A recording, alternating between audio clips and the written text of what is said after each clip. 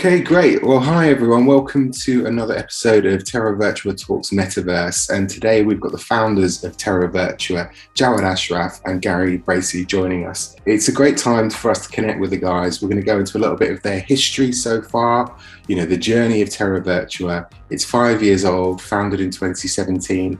And a great chance to catch up with the guys. 2017, Terra Virtua was essentially created in a car park in Staines, is the rumour. Can you tell us a bit about that moment and that time and where things went from there? I'll probably start off with a little bit of background. So essentially, I had a VR company called Immersive, and we were basically creating lots of VR games to try to understand the market, because in my head, one of the biggest things was going to be a virtual reality metaverse. Gary was one of the guys who was a veteran in the industry, really well known, that I was trying to get hold of to help consult and bring this company up and bring his expertise in. And he was notoriously hard to get hold of. It took me forever. And then finally I managed to... Only because it was you. Yeah, the thing is, he didn't know the other. But like, the idea was, so I was flying back to Dubai, and I finally got him to deign me to meet me for a coffee on the way out to the airport.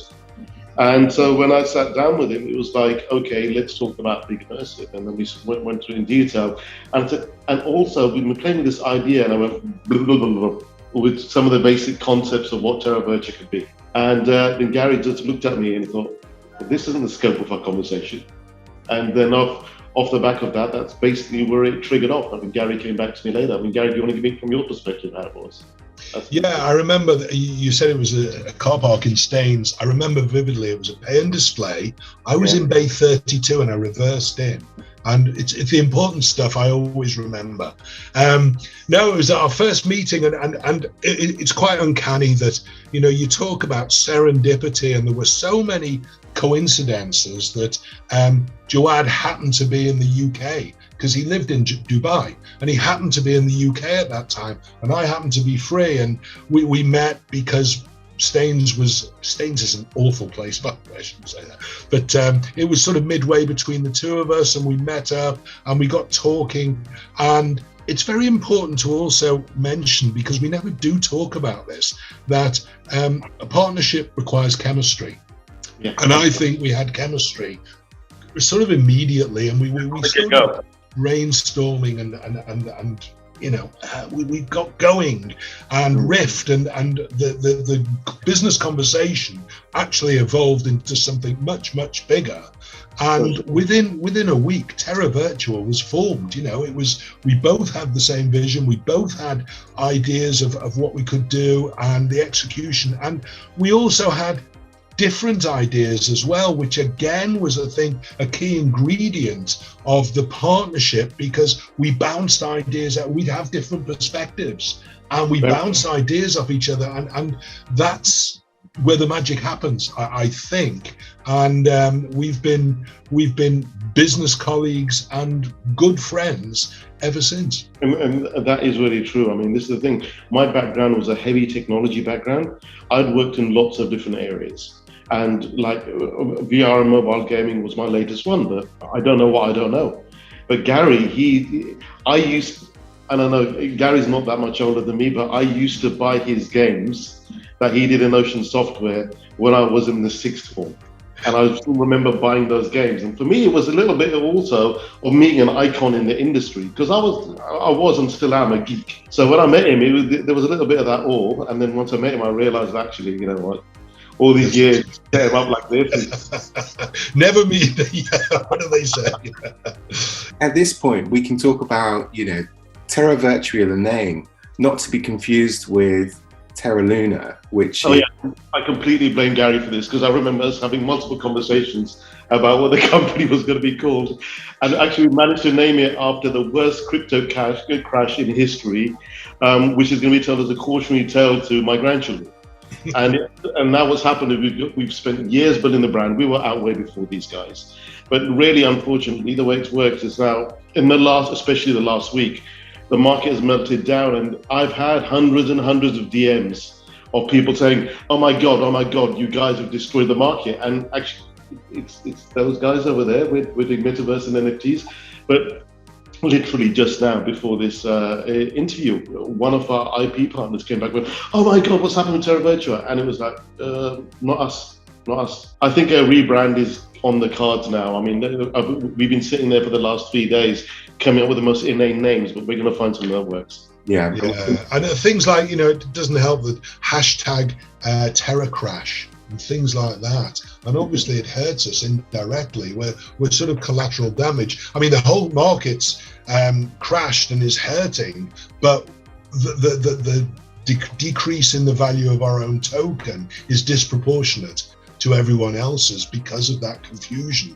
So we've got to work on some damage limitation. I mean, one of the things, and I think this is really important to emphasize, is we've been going for 5 years. Everyone's talking about Metaverse at the moment. We've been talking about this from that car park in Staines meeting.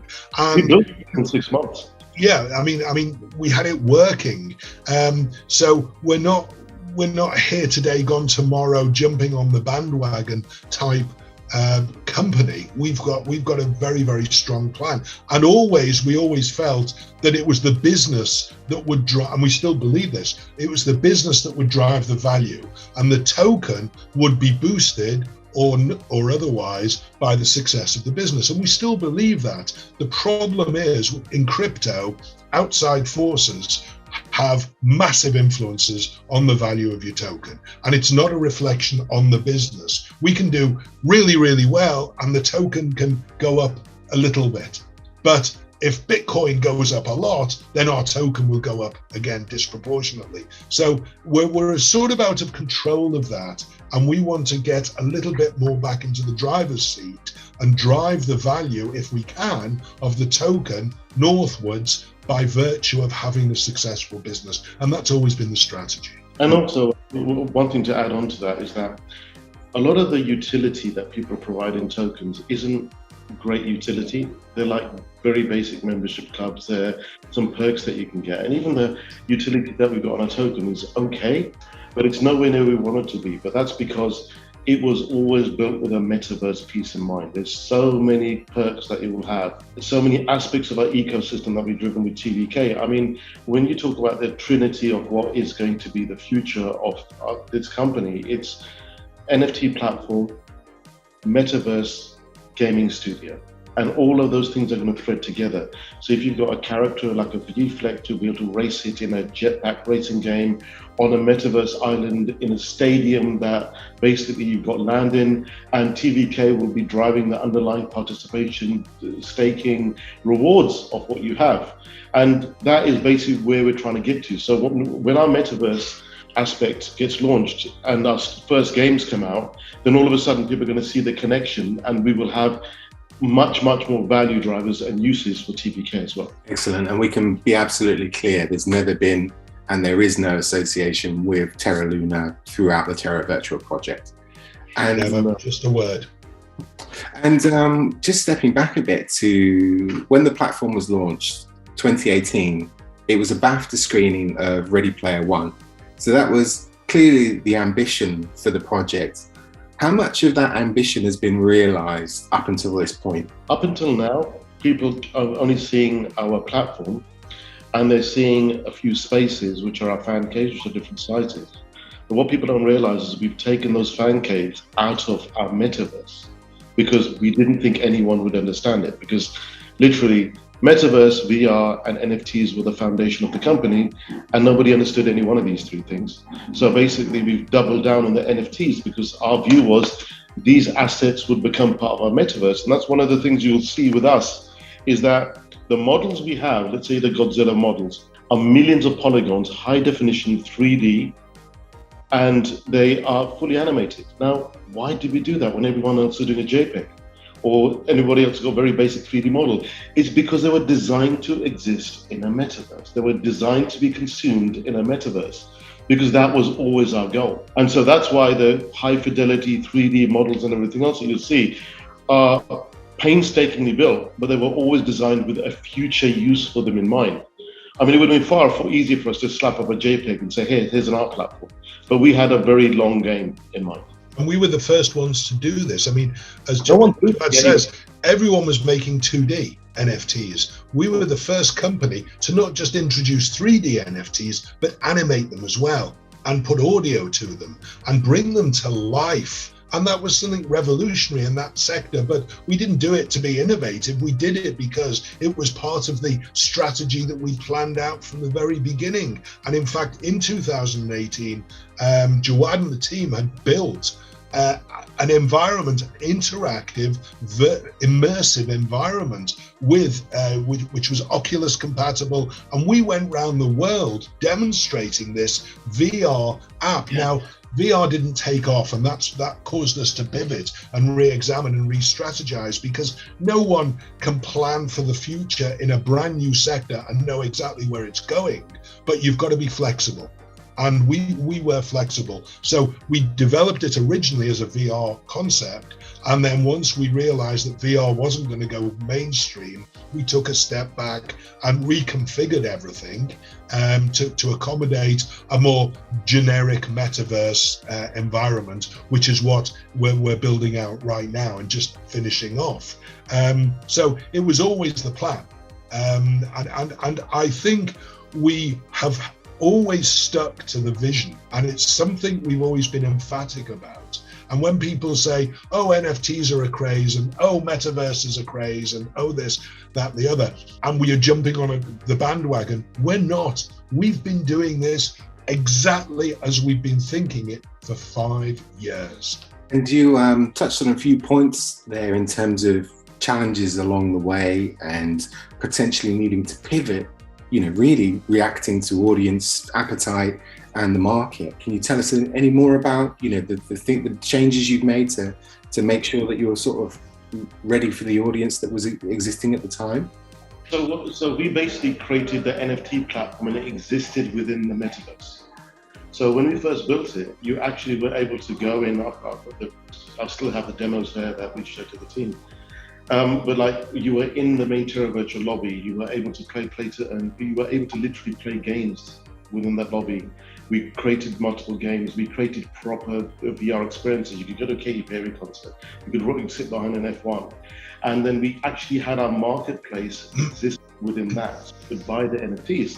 So what we did, I think Gary, this was off the back of that insane trip we did, which was, I think we did LA, New York, Beijing, then Korea. We were just all back to back. And everywhere we went, we were demonstrating this VR headset and explaining to people what happened. And I remember demonstrating it once in Korea and taking the VR headset up the guy's head, and I took his hair in my hand as well. So I had a toupee with a VR headset in my hand, at which point Gary ran off. It was just crazy. But like, off the back of that, we realized that people understand the NFT aspect, but the VR, there's not enough consumers using it. So then what we did off the back of that was take the platform and bring it into a standard Web 2.0 interface. But then we wanted to create digital touch points where people do have devices. So then we created an Android application, which had augmented reality. And then we created an Unreal desktop application so you could see the high fidelity version. But the key thing here was that the same 3D model that worked in VR was now working on your mobile phone, and you could see it in settings and tweet it and share it. And then as well as that, you could really, if you install the Unreal version, go and walk around this incredible place, see these items in there, and even take photos from there and post. So we focused on the touch points which were there on the market, but with a point of going back to where we were going to be once the perception and the market caught up with it. We still believe VR will be the place to be eventually. And now people are seeing the benefits of the metaverse, but nothing that we were doing was really new. I mean, Fortnite is a metaverse. Call of Duty is a metaverse. People all live there. This was just having the key differentiator of owning the assets in it. So we doubled down on the assets. And we did that because we realized that, we're just not going to be able to do anything. I remember Gary going into movie studios where he had incredible cachet and trying to explain what an NFT was. And I'm sure our first licenses were given to Gary off the back of the fact they liked him, but had no idea what he was talking about. Yeah, they didn't know what an NFT was. but there was a little bit of goodwill there. I think it's important, you say you learn from experiences. It's important to make the point that we've taken a sort of games development view of this all along, and that is you do a soft launch, you put something out into the market and you see what the market thinks. And we've built up a fantastic engaged community of people globally. And we look at their comments and we ask them what they think of the Terraverse, the fan cave and the Terra Dome and the marketplace and everything else. And we get their feedback. And what would you like to see? And have you any ideas? And this, that, and the other. And that's all filtered down. And so from the beginning, we said, when we release this, we'll give it a year, get for a limited release, what we call a soft launch, and get the feedback, get an understanding of what people like, what they don't like, any ideas, all the comments, and then we will do phase 2, which is the proper deployment. And that is what we're on the cusp of right now. We're going shortly, over the next few months, we'll be deploying phase 2, which is the proper metaverse. Everything up to now has been a prototype and experimentation. And we've got some really, well, Joanne's got some amazing stuff lined up for us. And the funny thing, well, it's not funny, but we had to launch it in the middle of COVID. So that was all of a sudden another thing as well. Because at the point, especially at the beginning, there was a lot of fear and uncertainty on what was going to happen generally in the world. And that's the sort of environment that we first launched it into. And I remember the first day that we launched, the first NFT was bought. It was like, is this going to work? Are people even going to be focusing on something new at this time? But actually, there's been more of a drive towards digital adoption because of that, because everyone's been at home. So in a way, I don't think the NFT boom would have been here today, or the crypto boom, were it not for the fact that people were at home going digital in a way they never had before. And, that's some of the challenges. What have been some of the successes that you've been most proud of? Some of the partnerships that with particular brands, things like that, were quite significant in the journey so far. Really? No, I'll let you take this because this was you working with a lot of the brands. Yeah, I mean, the challenges, our relationship with Legendary was great, and through that we got lost in space. And then when they saw what an NFT was, because as Joanne said before, they didn't know what an NFT was, we launched the Lost in Space collection as one of the first collections. And once they saw that, they then let us have Godzilla v Kong, which came out, I think it was last year or 2021. I'm losing track. Of variety, that was huge. It was massive. It was the biggest movie of the year, notionally. They entrusted that to us, and credit where it's due. We made some great models and animations from it.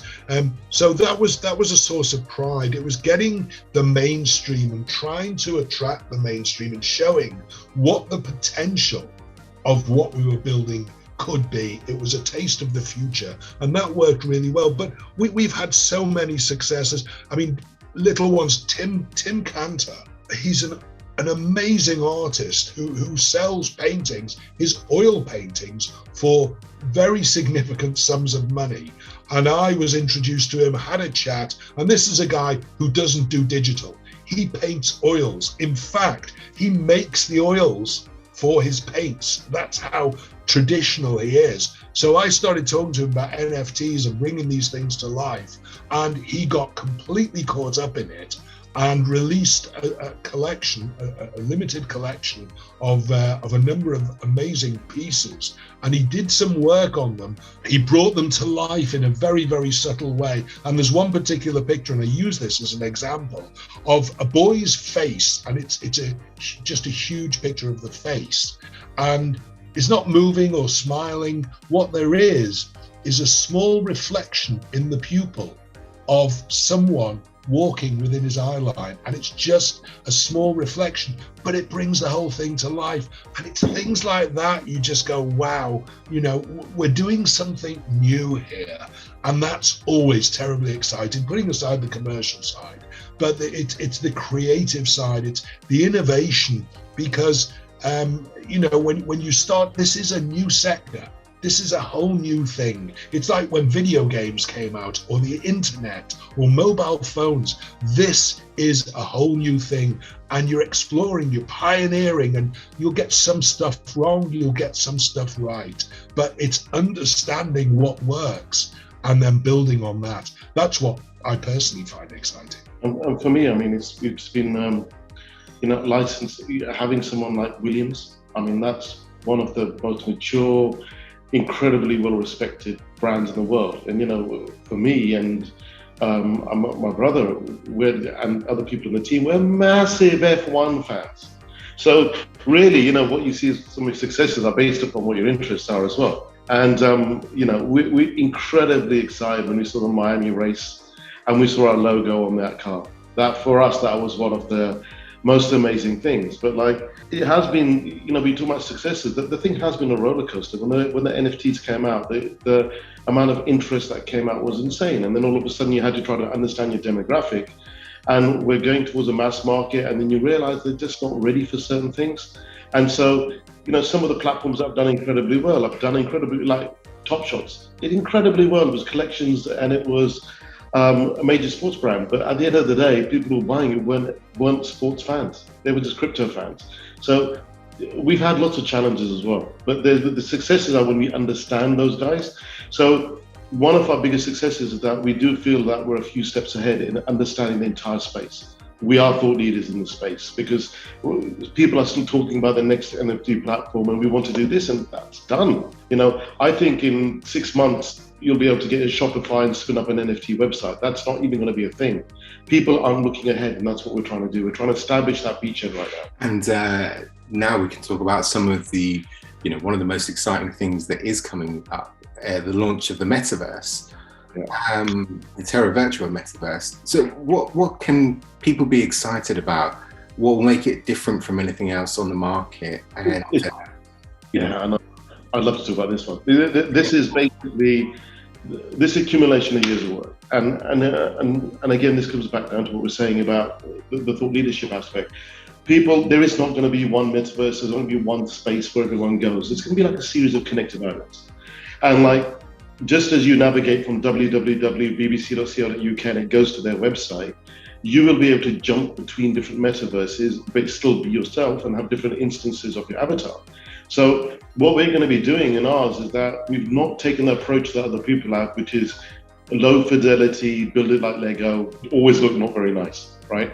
We believe the future is high fidelity, it's immersion, it's great qualities. And what we are focusing on our metaverse and what makes it different is not just us and our land and Terra Virtua, it's all about us and our partnerships and the new companies that are going to exist in our metaverse that will be able to control their entire economies and which will all coexist. So if you look at the way it's going to be, you'll have Terra Virtua, you'll have our category islands, you'll also have IP islands of some major brands where they can control and partner with us to curate and have an environment which they're happy with. So rather than putting up like a building within a square lump of land in another metaverse, they have their own isle, they have their own beachfront, they have their own stadiums, and it's curated around what they want. And we've opened it up, and we've got 2 brands, metaverse, we've got 4 metaverse brands coming in, brand new ones, which are some are gaming brands, some are health brands, some are commercial brands. Imagine a commercial metaverse space where big companies are now going to exist. And that's a curated space, and people who are in the companies get curated learning. They get access to LMS and training courses, and the health means that people will be able to enjoy all sorts of things around health. But then our category island in Terra Virtua will allow us to have everything which is Terra Virtua, sports island, music island, this sort of thing. But then major IPs will have their own land and spaces, and even artists can have their own galleries and run their own exhibitions, and the fans of the artists can live around them. We're creating a world, and it's going to be one of many. And it's not just our world. One of our partners, Nitro League, they've got creating a racing world with multiple islands. So imagine taking a Williams F1 car and having it on Terra Virtua, having it in your garage, parking outside your house, taking it for a lap round our motor island, and then being able to enter a meta F1 race in Nitro, taking your car over there and racing it in their world, which is an instant jump from ours, because the technology will all be tethered. So you're not going to have that friction. So we're building worlds, and we're making our world like the centerpiece of the universe. That's what we're doing. The biggest difference is that ours will exist. Everyone's been talking about the metaverse, and what they have are pieces of paper, right? Or slideshows anyway, PowerPoints, call it what you like. We have technology. We've been building this for almost 5 years now. And so what we're talking about, it takes time and it's going to be refined and everything else, but will undoubtedly be released this year over the coming months in stages, and will evolve from there. No, we were doing these 3D environments when no one else was. So we're already, as I said, on phase 2. We have an understanding, not just of the technology, but of user interface, user experience, and what people want. And that's calling upon the experience of the management team who understands that, who've been operating in the consumer space before in technology. And that's why we are incredibly excited to be delivering something rather than just talking about it, which we have been doing like many companies, but we've also introduced new concepts live into the whole NFT space. And those have been the first environments that existed, much like we were the first 3D animated models in this space. We've got to keep pioneering. And that's really helped us, because now we've got massive IPs that are going to be anchoring certain parts of our metaverse. And that's based on the fact we have something to talk about. Right now, just to belabor Gary's point a little bit, is every time you see a generative drop, they promise a metaverse. Every time you see something, oh, right, buy one of these characters and it's going to exist in the metaverse. It won't. You need that experience to do it. And so what we've been able to do is build it out and have a phased plan. And we know even this year it's going to be the first version, and there'll be an iteration, then an iteration, then an iteration. It's going to be like incremental building. And in crypto, everything is like you have it today, and people are FOMOing into the next thing. And that's how people get burned. So we do have a much more measured approach in the way we talk about things and release things as well. Excellent. It sounds like, the background in gaming, the vision in those early stages of the BAFTA screening of Ready Player One, that's still the aim, right? Gary stood up on stage and said, this is a 2-hour trailer for what we're building. That's what he did. Yeah, it was a bit arrogant, but but we're getting there. It's going to take a long time before it actually reaches that level of fidelity and interoperability. And a lot of it's going to be down to collaborations between different companies and different sectors. And that's going to be the biggest impediment for the growth and development of the metaverse. People, you look at a company like, I don't like calling someone out, but let's call it out, Facebook, which is Meta. They want to, I think, own the metaverse. They want to develop the metaverse, but they're not the only ones. So does Google, so does Amazon, so does pretty much everyone in that space. It's not, Web3 is going to be an impediment for one entity to take ownership of that space. That's the beauty of Web3. It's essentially decentralized web. And I think that is where companies like ourselves can actually help shape the way the metaverse will be built and the way it will be going. And we will forge very, very close collaborations with some of the biggest corporations and brands in the world. And, we're not just talking about localized, we're not just talking about Western, we're talking about Asian as well, Indian. We've got a great relationship in India, a number of great relationships in India. And these are all markets that have to be addressed specifically. So, it is part of a bigger plan, and it is going to take time. But we've done the baby steps, we've done the crawling, now we're starting to walk, and in a year or two, we'll be running. At this time, we touched on this earlier a little, there's quite a lot of uncertainty in the industry. Obviously in the last few days, we've seen a lot of challenges for different businesses. How can we ensure that Terra Virtua is safe, secure, here to stay? 5 years on, you've already got a history. Is that what you're building on? Look, we're a UK-based company. We're not an anonymous project. We're very, very, very visible. We're all there. People can DM us at any time. None of us are hiding behind anything or blocked any messages. There's a team, right? And not only that, but we've got a substantial operation. We're not small. We're hundreds of people in total over the entire company. And we've been here for a while, and we're going to continue to be here. We are successful in what we do, and we are the closest you can get to a new brand in this decentralized world. Elements of it will become decentralized, but at the moment we are quite centralized, because that's what we need to do to get this thing off its feet and to guide it to where it needs to be. Because if you let go of the reins too quickly, it's not like a cryptocurrency or an infrastructure piece that people can just build on. We've got to build the NFTs, we've got to build the markets, and brands don't want to work with anonymous teams. We have, the other thing is that we've got major brands who put their trust in us. I mean, even with the F1, I mean, just getting it is not a case of just walking up to them and just giving them some money. That's not that at all. They want to be sure that it's in capable hands. So the amount of diligence we've got to go through is crazy to make sure. Sure. I mean, there are no guarantees of the future, and there's no guarantees of security. Anyone who claims that is mad.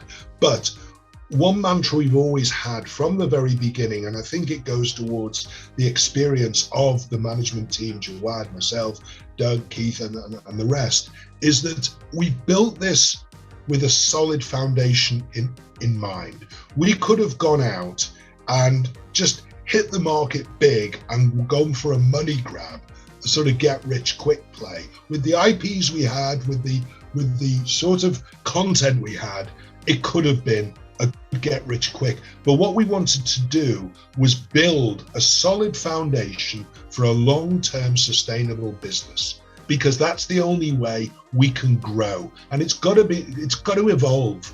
And we've seen other companies who've gone out in the market, made a lot of money, all credit to them, very quickly, but then it's fallen off a cliff because there's no substance behind it. We've been building out, first of all, the NFTs, the models, the environments, the metaverse, and it's this slow evolution, maybe not so slow, but evolution of all of these components that are coming together, but forging very, very strong foundations and building blocks for the future. So whilst there's no guarantee of security, we believe that by building a strong base and a strong foundation, that we can look to the future and strategize accordingly. And I think that's also one of our strengths. The grey hair comes at a cost, but there's also an advantage to it.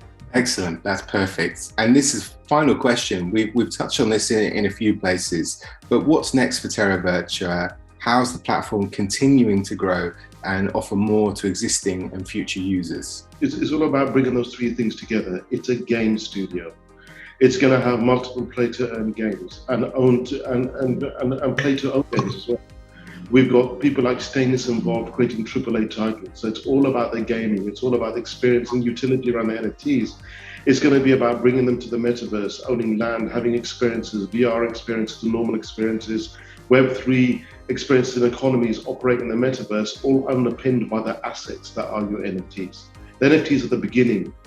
The marketplace at the beginning. Now the way to truly make them work and to gain the maximum value from them is these other pillars. There are three pillars: the gaming studio, the metaverse, and then the NFT platform. And bring the three together, and the sum of their parts is greater than the individual components. It's always been about utility. I mean, that's the key to building a successful metaverse. You can have the components and you can have the environments, but then once you have the utility to allow people to interact in an engaging way, and also, very importantly, in a social way, so it's not just an isolated event, that's when the magic happens. And that's what we're building towards. I mean, video games are in our DNA. You know, we are so excited. Stainless, this company who are they're building actually a VFLEC based game for the metaverse. And we're really excited. These are the guys who created Carmageddon, one of the classic games of all time. And these are seasoned, really good games developers. So we're excited about this. Again, bringing something new to the sector. The gaming community generally, and I'm not talking out of school about this, hasn't been terribly receptive to the concept of metaverse stroke NFT based games. It's a hard sell, but they weren't very receptive to free to play games on mobile either. And what happens is new companies come in and they just take advantage of it and leave everyone else behind. So you've got a number of the traditional games developers, the console-based companies, who are reluctant to venture into this new sector. So rather than saying, okay, here's a whole new set of opportunities for us to exploit our experience and our skills on, rather than looking at that and saying, how can we develop something new in the game space, they're just putting up the walls and saying, not going to work. That's not for us. It's a scam. It's whatever. And rather than looking at it more constructively. And I think once that happens, we're going to have a lot of dynamite games out there. And it will happen.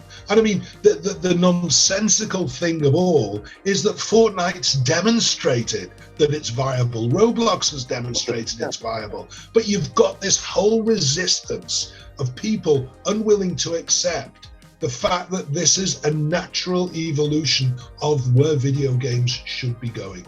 Sorry, I'll get off my soapbox now, but just wanted to make that point. That's absolutely brilliant, and I think that's a perfect point to end on. So thanks, Gary. Thanks, Jawad. It's been brilliant talking to you guys and having this catch up at this kind of monumental moment in Terra Virtua's journey.